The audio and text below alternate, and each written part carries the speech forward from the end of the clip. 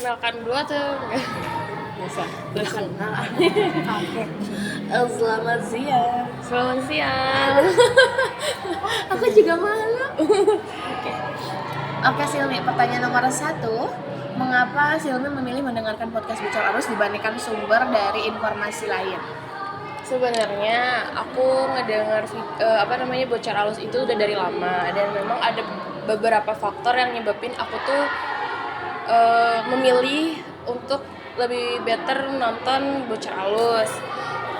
Karena memang dari pembahasan yang mereka garap itu berat, tapi dikemas dengan gaya yang simple dan santai.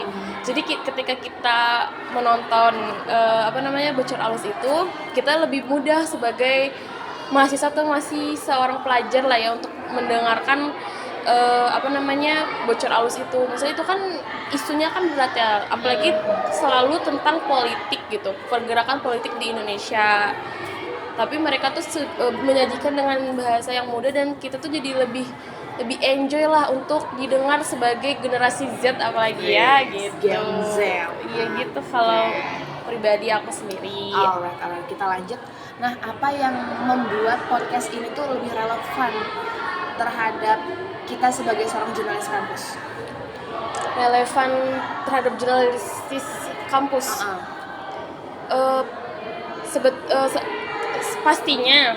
Pastinya karena isu-isu yang dibawa Bocor Alus itu menjadi keseharian isu kampus juga. Karena apa? Karena mereka tuh pasti kalau ngebahas politik pasti pastinya mengandung kayak kebebasan berpendapat, terus kritik. Itu kan gak jauh-jauh dari kampus, maksudnya sebagai mahasiswa dan jurnalis ya. Jadi pastinya dengan menurut saya sih tetap relevan karena apalagi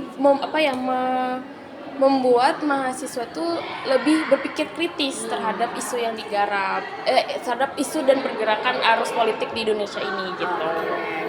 Lanjut, gimana Silmi menilai akurasi dan kebenaran informasi dalam podcast Bocor Alus? Sebenarnya untuk ini ya akurasi kebenaran ya terhadap video ini. Sebenarnya kalau misalkan dibilang ini aktual atau enggak, kita sebenarnya ada beberapa poin yang menurut aku tuh ada beberapa yang aktual, ada beberapa yang kurang gitu. Karena memang ada beberapa mungkin sekedar rumor bahwa kan di dalam Bocor Alus itu mereka itu menyajikan kadang by data, kadang by hipotesis mereka. Jadi ada beberapa yang mungkin bisa dibedakan kalau misalkan memang mereka lagi bercanda atau lagi ngomongin tentang isu tapi dibercandain, dan ada mengandung hipotesis atau pendapat mereka dan opini pribadi. Itu kita bisa telatah kalau itu tuh bisa aja bukan aktual. Jadi kita harus bisa membedakan mana yang aktual, mana yang, kecuali mereka ngomong dari awal dasar dari informan mereka atau dari tapi untuk yang kadang kan mereka ngomong dari informan atau dari cerita-cerita yang didapat atau lain sebagainya, itu kan kita nggak tahu ya itu apakah benar atau tidak. Tapi kita bisa melihat dan berpikir apakah yang disampaikan oleh mereka tuh benar atau enggak, dengan cara ya kita bisa melihat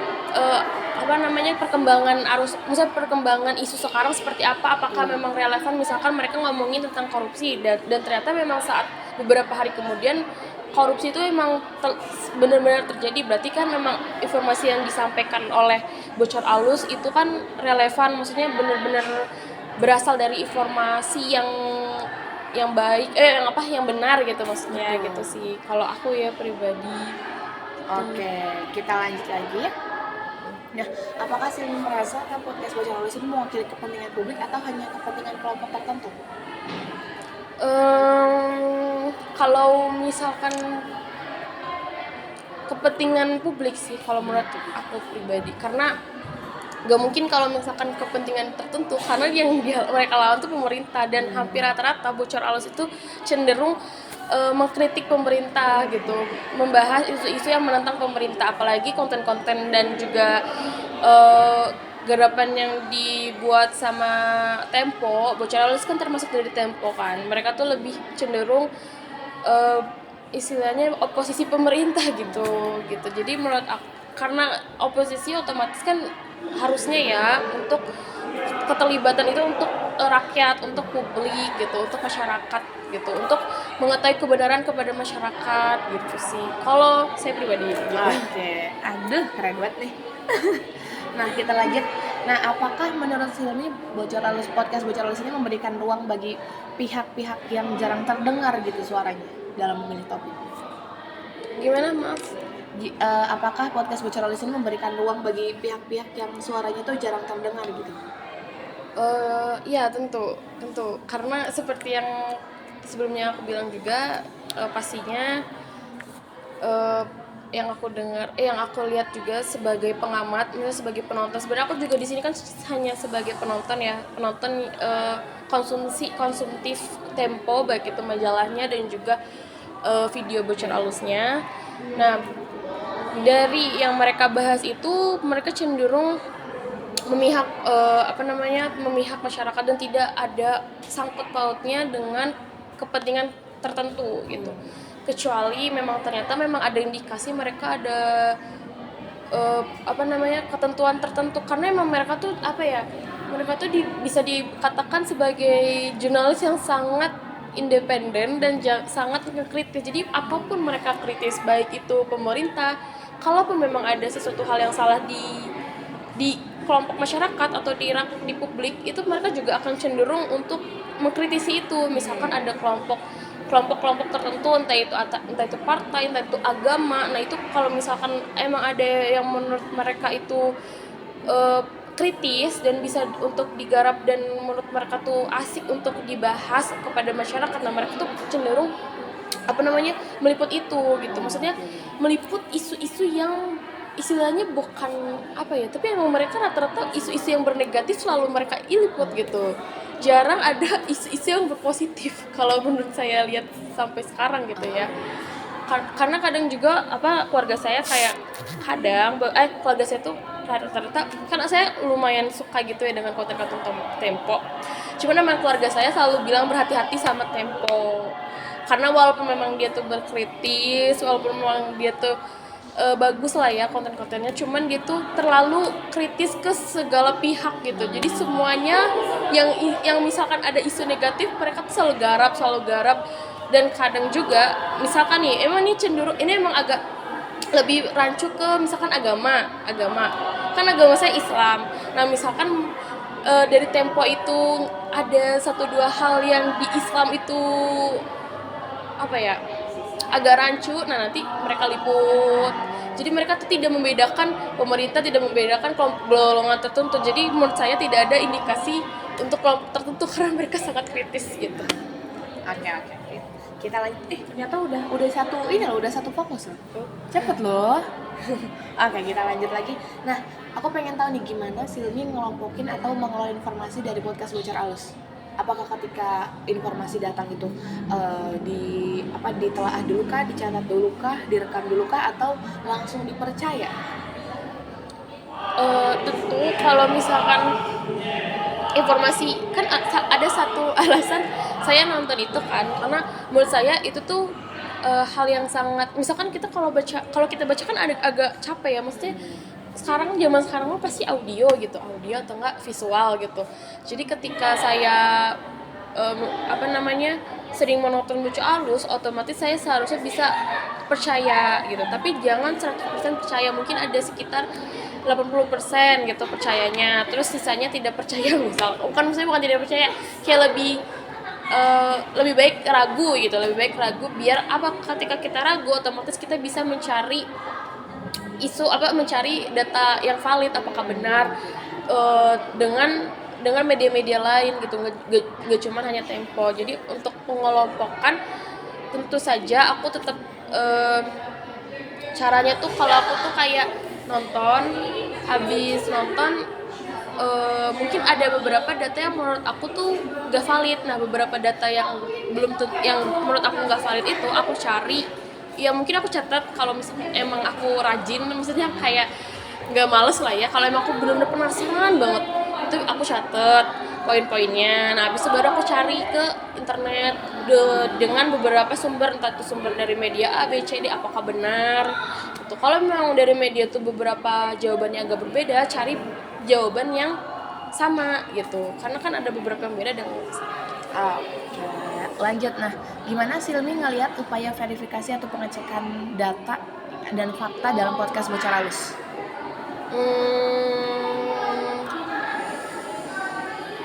Kalau untuk ini, untuk bocor halusnya, Verifikasi dan yang pengecekan. aku lihat itu ya, yang aku lihat ada kenapa aku menaruh 80% percaya ke mereka, karena dari beberapa informasi yang mereka sampaikan kepada penonton itu, sebelum mereka menyampaikan kalau emang itu benar-benar by data, mereka selalu ngomong berdasarkan informasi yang kita dapat, berdasarkan narasumber yang kita punya, berdasarkan berdasarkan orang-orang yang kita taruh. Itu ada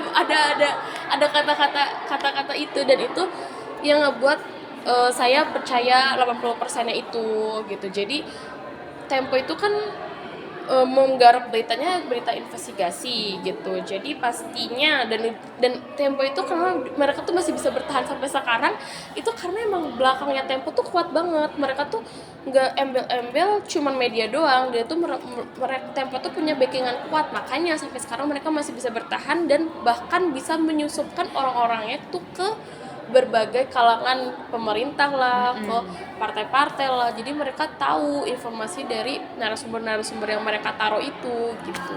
Oke. Nah, apakah salah. Berarti kan kalau tentang independensi tadi kan udah sempat dijawab ya sama Silmi. Nah, kita lanjut aja ke berikutnya. Apakah Silmi pernah merasa apa sih namanya, atau menemukan gitu sebuah klarifikasi atau ralat dari informasi yang sudah di up gitu, terus ralat kemarin informasinya salah gitu, pernah nggak dengar kayak gitu dari Tempo? Kayaknya pernah, tapi itu kayak cuman apa ya, nggak tahu itu episode berapa, tapi kayak pernah. Tapi kayaknya waktu itu, tapi apa ya, kayak sekilas nggak aku terlalu aku tekunin, nggak terlalu aku notice. Tapi kalau misalkan beberapa omongan tuh kadang aku pernah dengar sekali kalau gitu, tapi sekali doang, kayak ternyata sebelum itu klarifikasi, tapi kayak mereka tuh membetulkan sesuatu hal yang nggak beda gitu, ngerti nggak sih? Kayak misalkan harusnya kayak gini, ternyata belok dikit lah gitu. Jadi nggak bener-bener salah gitu. Jadi hanya meluruskan aja. Misalkan kalau dia ngomongnya berdiri gitu, misalkan ternyata dia ngomongnya bukan berdiri tapi duduk gitu. Oke, paham. Yang aku inget ya. Tapi Oke. Nah, apakah Silmi pernah merasa ada kepentingan tertentu yang mempengaruhi isi podcast, atau lurus-lurus aja podcast? Sejauh ini sih aku belum melihat ya untuk mereka cenderung kemana gitu. Apalagi ya mereka tuh sangat independen, jadi menurut aku sih sampai saat belum melihat ya ada kepentingan belum melihat tapi kalau belum tentu nanti ada atau enggak gitu kan, bisa aja nanti ada gitu, tapi belum sampai sekarang. Oke. Nah, gimana sih menilai keberadaan ruang diskusi atau forum publik yang disediakan podcast Bocor Halus? Kan dalam 11 prinsip jurnalisme itu kan ada salah satunya itu kan ruang publik atau ruang diskusi atau forum publik bagi masyarakat gitu. Nah, gimana Silmi melihat ruang diskusi dan forum publik di podcast Bocor Halus? Aku setelah nonton pastinya aku ngecek kalau komentar di YouTube. Kadang tuh banyak banget orang-orang yang menarik juga untuk memberikan pendapat mereka dan opini mereka. Dan jadi kita kayak iya ya. Jadi kadang nggak cuma di YouTube sih sebenarnya, kayak semuanya di platform video apapun pasti kita lihatnya YouTube ya, karena kita penasaran dengan interaksi orang-orang gitu kan. Kayak kadang tuh mereka lucu-lucu gitu loh ngasih opininya, dan kadang kayak oh iya kadang ada opini yang emang berlawanan dari video itu, ada yang memang membetulkan dan membuat video itu semakin terpercaya. Ada juga kayak banyak lah beda-beda gitu, dan itu yang bisa kita ambil dan kita bisa terbuka lah pandangannya.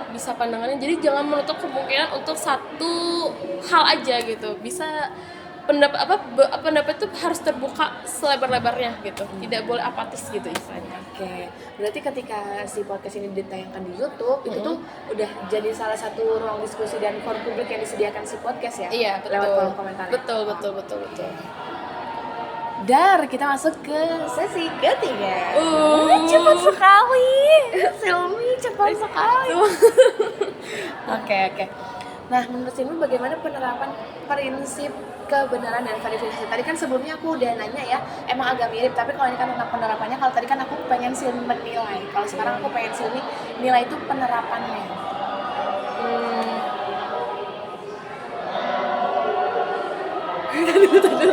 Penerapan ini podcast bocor alusnya. Betul.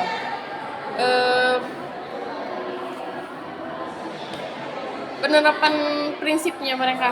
Prinsipnya mereka di podcast yang sesuai dengan prinsip yang ada di yang 11 prinsip. Ya.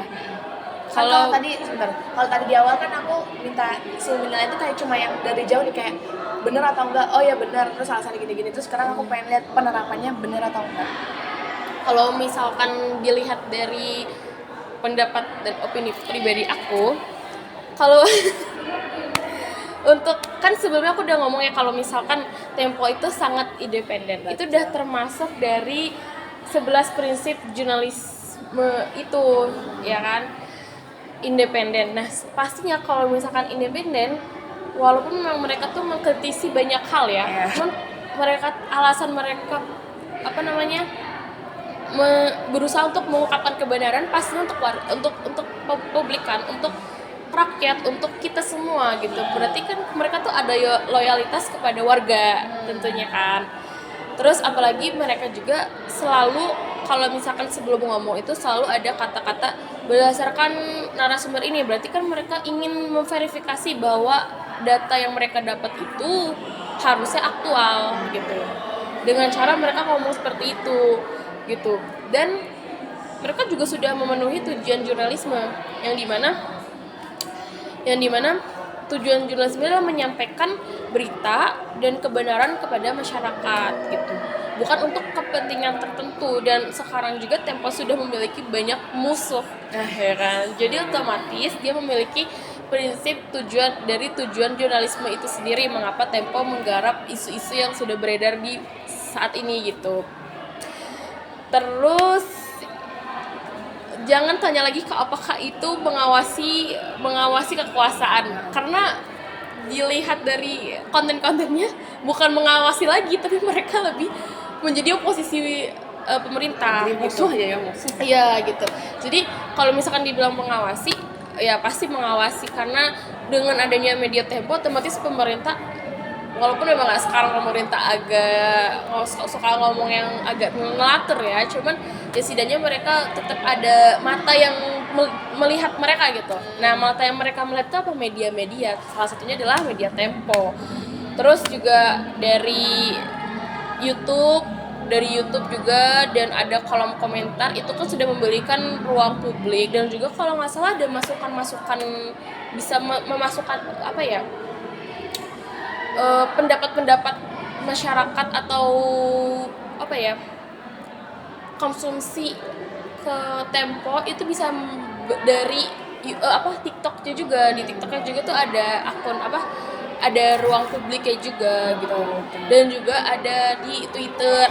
Itu tuh salah satu Tempo membuka ruang publik kepada masyarakat gitu ya. Ya gitu dah. Dan tentu aja mereka punya tanggung jawab. Kalaupun memang ada sedikit kesalahan dari mereka langsung mengklarifikasi gitu.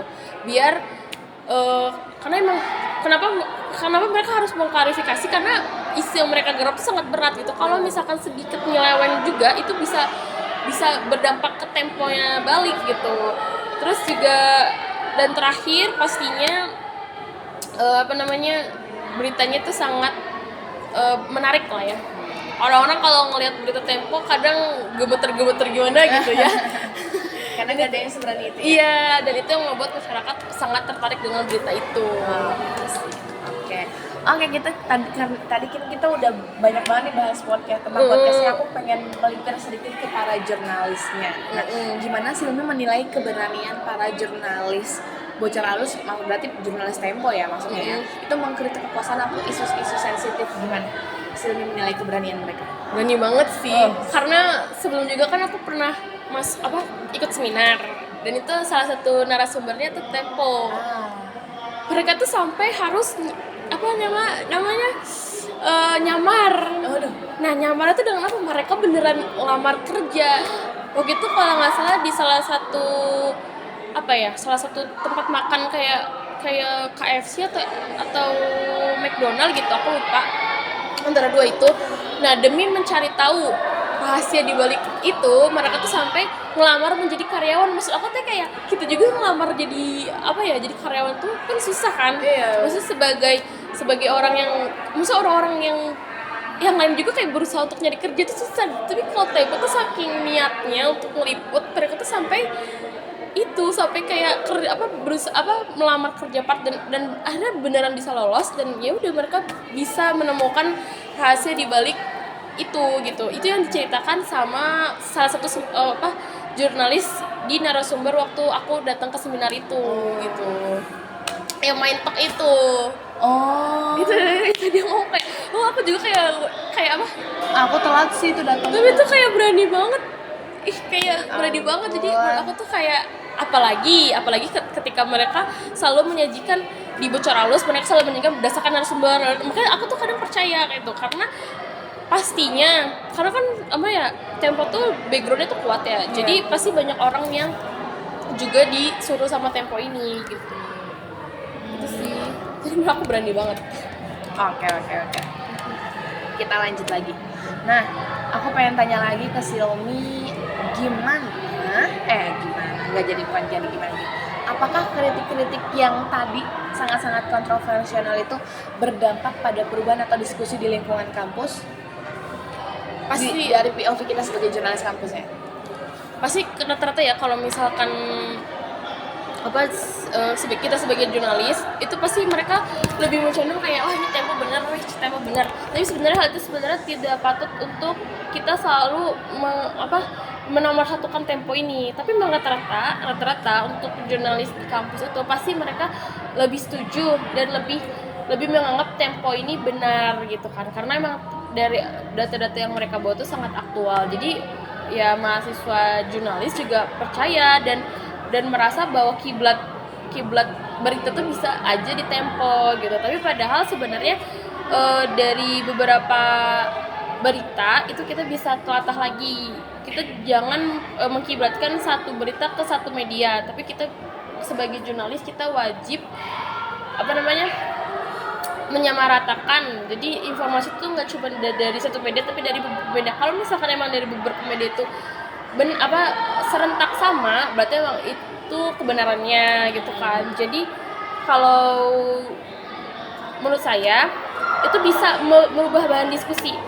Jadi misalkan intinya tapi kadang tuh kayak gini loh, kayak misalkan beberapa berita yang dibawa nih sama media. Nah, ternyata pas Tempo mengeluarkan berita tuh hal yang berbeda. Nah, itu bisa menjadi bahan diskusi mahasiswa kayak, saya perlu lebih percaya Tempo karena gini, tapi media lain gini gitu. Atau saya lihat langsung ternyata gini gitu. Jadi bisa menjadi bahan diskusi baru kepada mahasiswa jurnalis gitu. Berarti secara langsung gak langsung itu berdampak pada perubahan diskusi di lingkungan kampus. Betul, sangat berdampak gitu. Karena kiblatnya kayak gitu lah pokoknya. Kiblatnya gimana? Ada beberapa mahasiswa yang mencondong kiblatnya ke Tempo, ada yang enggak gitu. Nah, mungkin yang enggaknya itu bisa menjadi bahan diskusi gitu loh. Dan yang sangat mencondong itu juga bisa berdiskusi. Jadi mereka saling mengadu argumen gitu. Alright, lanjut lagi. Nah, gimana Silmi menilai proporsionalitas dan kelengkapan informasi dalam podcast Bocor Halus? Mengapa?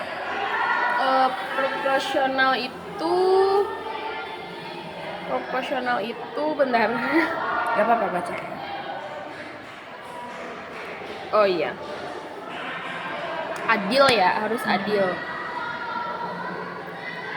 Kalau yang aku pribadi ya, aku menilai Tempo itu kadang proporsional, kadang kurang proporsional. Kenapa tuh? Karena terkadang mereka tuh membahas suatu isu secara sepihak saja, gitu. Apalagi khususnya di Bocor Alus ya. Kalau di Bocor Alus, kalaupun emang mereka membahas sebuah isu sepihak aja, itu kadang sambil dibercandain gitu, kayak bercanda, iya gitu-gitu kan. Ada beberapa kata opini itu sebenarnya kan kata opini ya, walaupun emang sebenarnya itu podcast itu kan kayak ngobrol biasa sebenarnya gitu. Jadi menurut aku cukup profesional, tapi ada beberapa yang tidak gitu. Jadi ya 50-50 lah. Gitu sih. Pernah ini tahu nggak topik mana yang kurang proporsional, yang kurang dapat porsi yang layak? Apa ya, waktu itu ada pembahasan di video ini, video yang separah apa hubungan ini Prabowo dan Gibran. Oh, gimana tuh kurang proporsionalnya? Apakah terlalu gimana? Yang kurang proporsional tuh bagian ketika mereka tuh bercandain banget ya wakil presiden gitu, dan lebih mencondong ke Prabowo, kayak mereka tuh lebih setuju dengan Presiden Prabowo dibanding Presiden Gibran gitu sih. Paling sebenarnya tuh emang hanya topik bercandaan dan topik santai gitu kan, cuman itu kan tetap ada kalimat opini yang mereka tuh kalau bahas itu lebih mencondong si Prabowo-nya dibanding Gibran-nya gitu sih. Oke.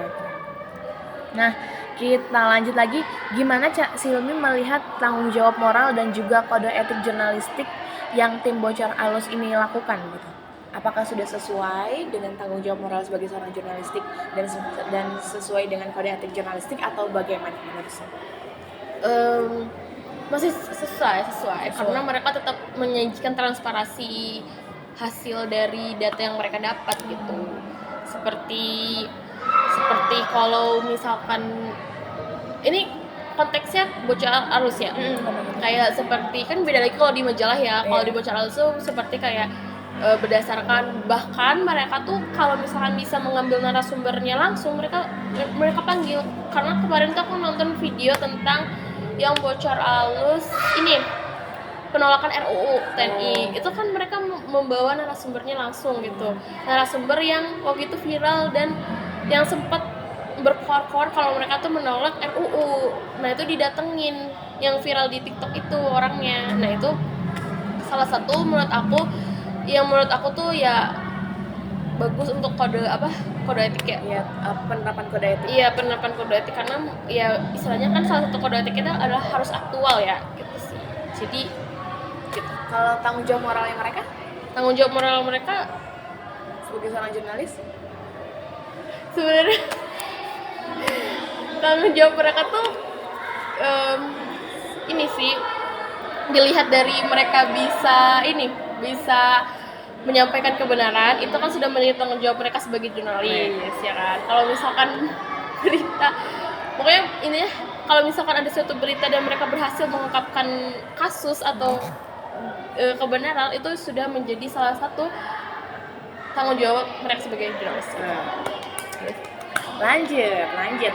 Nah, menurut Silmi gimana caranya podcast Bocor Alus ini menjaga kerelevansian mereka, khususnya bagi kita para jurnalis kampus? Wajib menggunakan bahasa yang santai, tapi emang obrolan Bocor Alus sih pendekatannya ya. Iya. Bocor Alus sih yang aku selama ini aku baca sih emang mudah untuk dipahami ya, karena pembahasan mereka tuh kadang enak didengar, kayak ngobrol biasa sebagai generasi Z gitu. Walaupun mereka emang kelihatannya rata-rata generasi milenial ya, cuman kayak asik gitu lah ya, pokoknya harus dibawa asik, dibawa enjoy. Walaupun emang ada beberapa bercandaan, nah justru itu yang bikin mereka kayak kan kalau bercandaan politik itu agak serem-serem, agak mepet jurang ya. Iya. Dan itu ngebuat mahasiswa kayak seru gitu ya. Sebenarnya kayak bercandaan politik itu kadang bikin kita melek juga. Melek itu.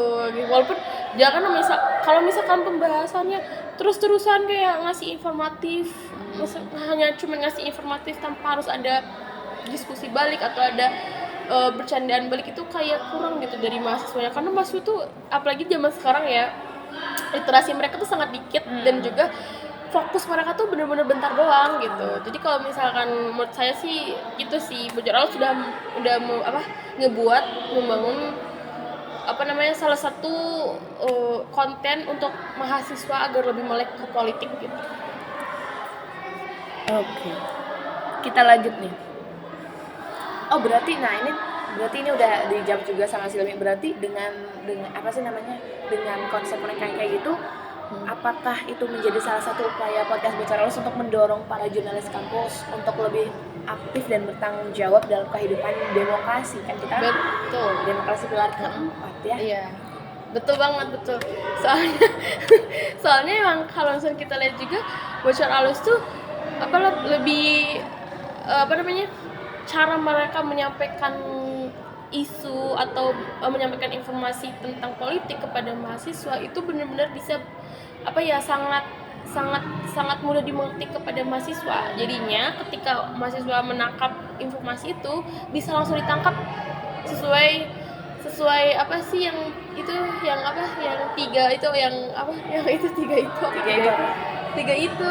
kan lupa. Seleksi. Nah ya, seleksi itu mudah buat mahasiswa. Oke. Gitu. Kita lanjut. Waduh, semakin mendekati finish, guys. Nah, apakah podcast Bocor Alus ini mendorong Silmi untuk lebih aktif dalam kegiatan kampus dan sosial sebagai seorang jurnalis kampus? Iya, karena walaupun emang mereka tuh bawa isu-isunya isu-isu pemerintah ya, yang dimana kalau misalnya kita ngeliput pun agak sulit ya, apalagi mengikuti gaya mereka tuh sangat sulit gitu. Tapi ketika kita sudah tahu gimana cara mereka menginvestigasi, itu kan buat kita semua orang Tempo aja seperti ini, masa kita tidak bisa seperti itu gitu. Ya, istilahnya kita bisa mereka tuh bisa menjadi panutan lah ya, panutan kepada mahasiswa jurnalistik gitu. Oke. Nah, terakhir sebagai jurnalis kampus, bagaimana Silmi menilai penerapan prinsip-prinsip jurnalisme dalam podcast Bocor Alus? Apakah ada nilai atau praktek tertentu yang menurut Silmi sejalan atau justru bertentangan dengan standar jurnalisme kampus, khususnya di Jurnal Pos Media ya kan karena Silmi dari Jurnal Pos Media. Maaf, bisa diulang? Oke, sederhananya gini. Penerapan prinsip jurnalisme yang dilakukan podcast Bocor Alus ini sejalan nggak sama standar jurnalisme di JP? Oh, sebenarnya standar.